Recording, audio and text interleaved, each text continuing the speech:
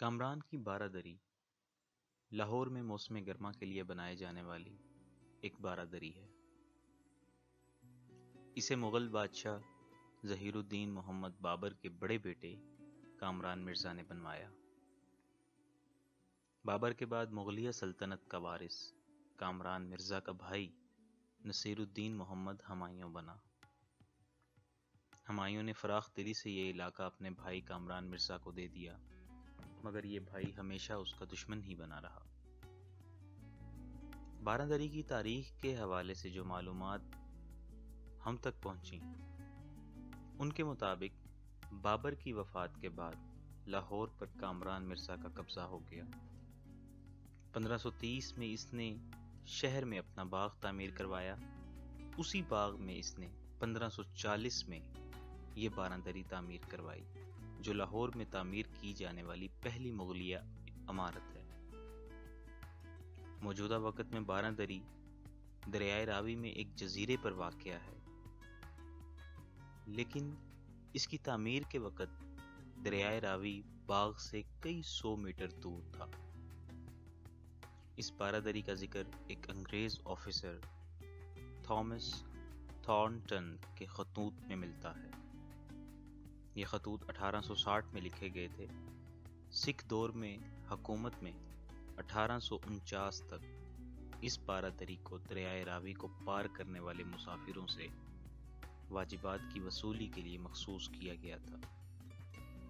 اس وقت اس کی حالت کافی خستہ تھی۔ اس کی مرمت اور بحالی کا کام 1989 میں کیا گیا، جس پر تقریباً اس وقت $10 لاکھ خرچ کیے گئے۔ موجودہ دور میں ایک سیرگاہ بنی ہوئی ہے۔ عوام کشتیوں کے ذریعے دریائے راوی پار کر کے یہاں آتے ہیں اور باغ کا لطف اٹھاتے ہیں۔